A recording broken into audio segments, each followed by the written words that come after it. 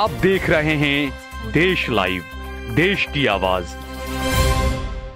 आदाब, नमस्कार, सत श्री अकाल। देश लाइव में आपका स्वागत है। मैं हूं सहल कुरैशी।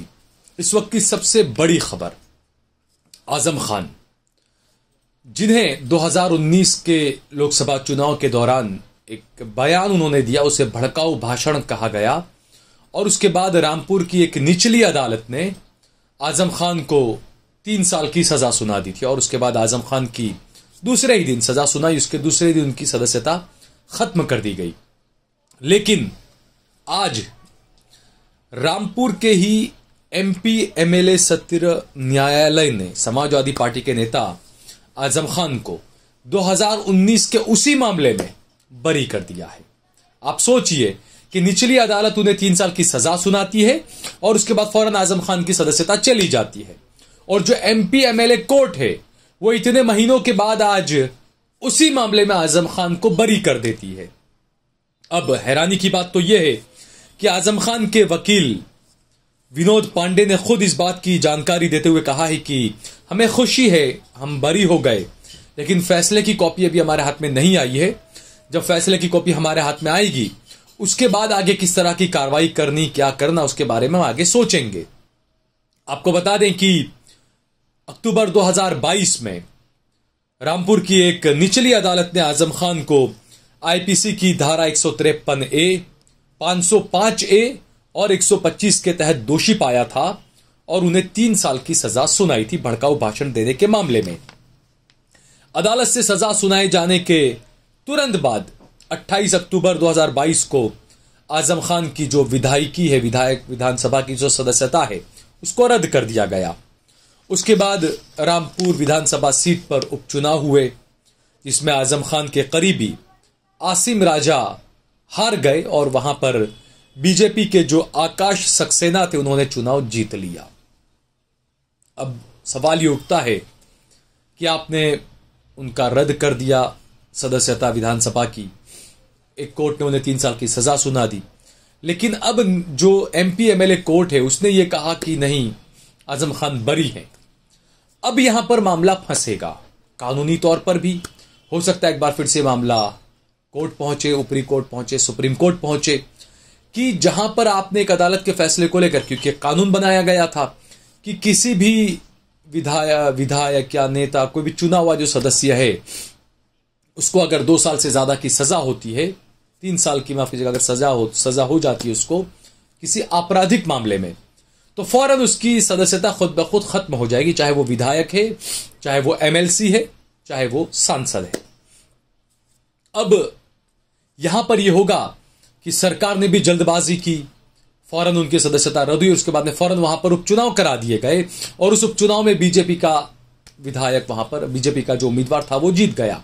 हालांकि उस वक्त कई ऐसे वीडियोज आए थे कि पुलिस ने मुसलमानों को घरों से बाहर नहीं निकलने दिया था, मुसलमानों को वोट देने नहीं जाने दिया था, और रामपुर की वो सीट जहां कभी कोई सोच भी नहीं सकता कि बीजेपी जीत पाए, और वो सीट आसानी से बीजेपी ने जीत ली थी, क्योंकि मुसलमानों को वोट देने के लिए नहीं जाने दिया गया, घरों से निकलने ही नहीं दिया गया। पुलिस के जुल्म ज्यादती के भी कई वीडियो ऐसे रामपुर से आए थे चुनाव के दरमियान। अब सवाल ये उठता है कि बीजेपी का उम्मीदवार वहां पर जीत गया, वो विधायक बन गया, आजम खान की सदस्यता चली गई। अब एमपी एमएलए कोर्ट ने जो फैसला दिया उसके बाद क्या होगा? भाई, आपने, एक कोर्ट ने तो फैसला दिया 3 साल की सजा, दूसरी कोर्ट कह रही कि आप बरी हैं। अब यहां पर एक बंदे की सदस्यता चली गई, उसका नाम बर्बाद हुआ, नाम उसका खराब हुआ, ये तमाम चीजें। अब क्या होगा? क्या अब दूसरी बार इस कोर्ट में इस फैसले को चैलेंज किया जाएगा कि भाई वहां से चुनाव कैसे करा दिए सरकार ने, बीजेपी का वहां पर उम्मीदवार जीत गया, क्या जो आजम खान हैं, क्या उनकी सदस्यता को बहाल किया जाएगा, उनके सस्पेंशन को खत्म किया जाएगा?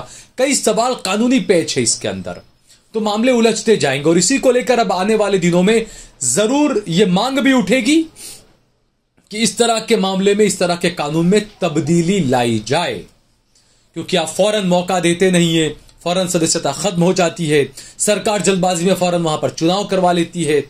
कुछ न कुछ इसमें तब्दीली लानी होगी, इस कानून में कुछ बदलाव लाना होगा, रिफॉर्म्स की जरूरत है बिल्कुल।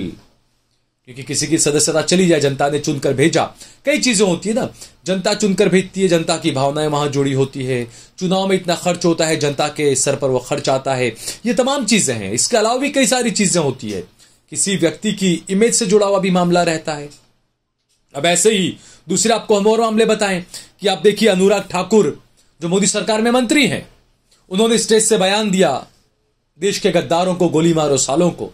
ये बयान खूब सुर्खियों में रहा और उसके बाद हमने देखा किस तरीके से कई हिंदू भाई राम नाम के आए और उन्होंने शाहीन बाग में और जामिया में बंदूकें तान दी मुसलमानों के खिलाफ। तो क्या ये उसी बयान से भड़के हुए थे? उसी बयान से ये लोग वो हो गए थे? क्या इन्फ्लुएंस में आ गए थे अनुराग ठाकुर को कपिल मिश्रा के बयान से? ये सवाल उठना लाजमी है। लेकिन अब सोचिए कि उसी अनुराग ठाकुर के खिलाफ जब लेफ्ट की नेता वृंदा करात दिल्ली हाईकोर्ट पहुंची, उन्होंने अर्जी दी दिल्ली हाईकोर्ट में अनुराग ठाकुर के इस बयान के खिलाफ, तो कोर्ट ने क्या कहा? आप सोचिए, कोर्ट कहता है कि अगर कोई बयान मुस्कुराते हुए दिया गया है तो यह अपराध नहीं है। आप सोचिए, कोर्ट कह रही है कि अगर कोई बयान मुस्कुराते हुए दिया गया है तो यह अपराध नहीं है।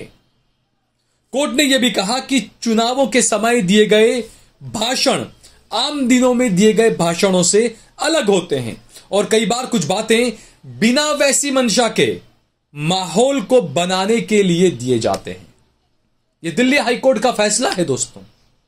तो अब यहां पर सवाल यह है कि जो ये कोर्ट ने कहा कि माहौल को बनाने के लिए ऐसे बयान दिए जाते हैं और जो बयान हंसते हुए दे रहे हैं वो बयान का कोई गुनाह नहीं है वो, तो क्या ये बयान इस तरह के दिए जा सकते हैं? ये महापुरुष को शायद पहले से खबर होगा, पता होगा उन्हें, इसीलिए उन्होंने बयान दिया था। जब उनसे पूछा गया कि गुजरात में इतने मुसलमान मारे गए, उस पर आप क्या कहेंगे, तो उस पर उन्होंने कहा था कि गाड़ी के पहिए के नीचे कुत्ते का पिल्ला भी आ जाता है और वो मर जाता है तो हमें दर्द होता है। अभी किसी कुत्ते के पिल्ले से बराबरी कर रहे हैं किसकी, हम समझ सकते हैं। तो आखिर ऐसा क्यों?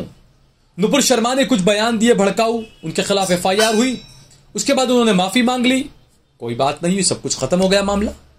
उनकी गिरफ्तारियां कई सारे से विश्व हिंदू परिषद हैं, वीएचपी हैं, बीजेपी हैं, अलग अलग कई हिंदू संगठनों के ऐसे नेता हैं जो इस तरह के बयान देते हैं, उनके खिलाफ कोई कार्रवाई क्यों नहीं होती?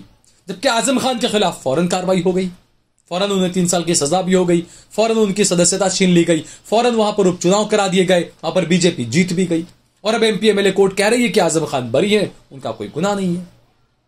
तो आने वाले दिनों में इस फैसले का काफी असर होगा, क्योंकि कोर्ट के मामले वो होते हैं कि जब किसी एक मामले में कोर्ट कई फैसला सुनाती है तो उसकी मिसालें दूसरे उसके रेफरेंसेस अलग अलग कोर्टों में पेश किए जाते हैं।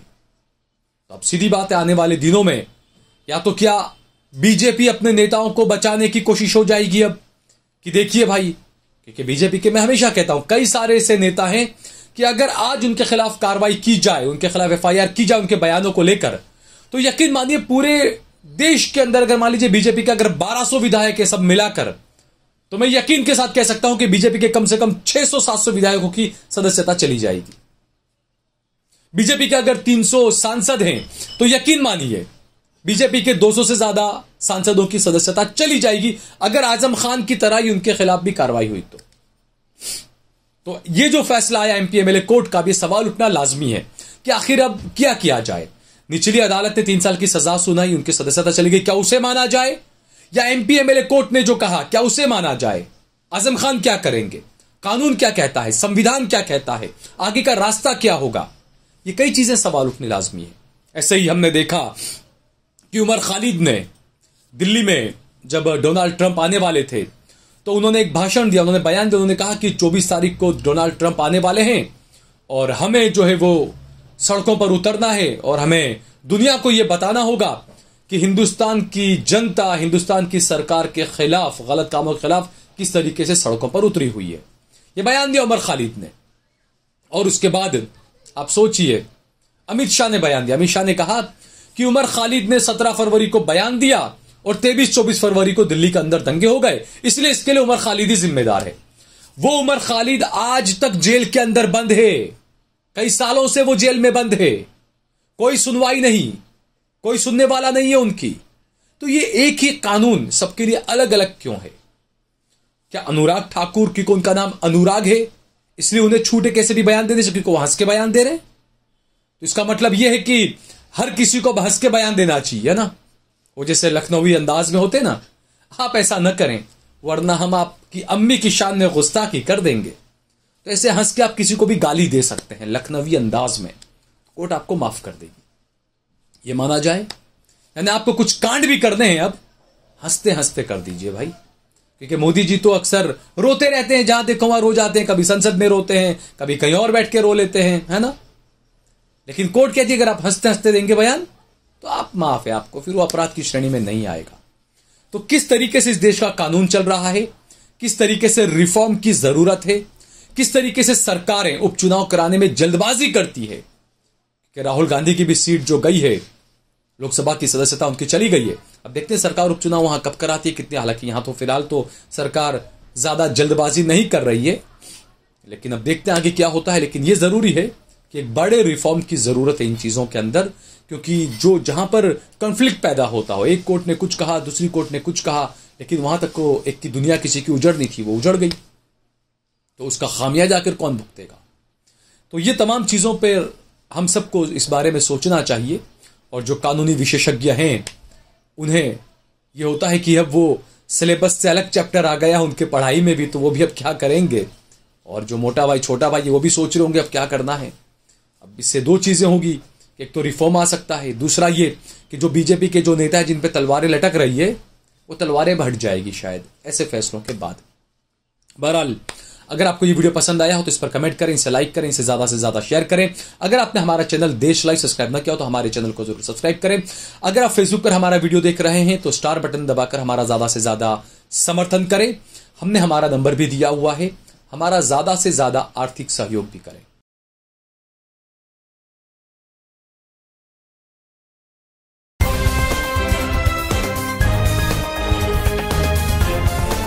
देश और दुनिया की तमाम छोटी और बड़ी खबरों के लिए हमारे चैनल को सब्सक्राइब करना न भूलें और बेल का बटन जरूर दबाएं।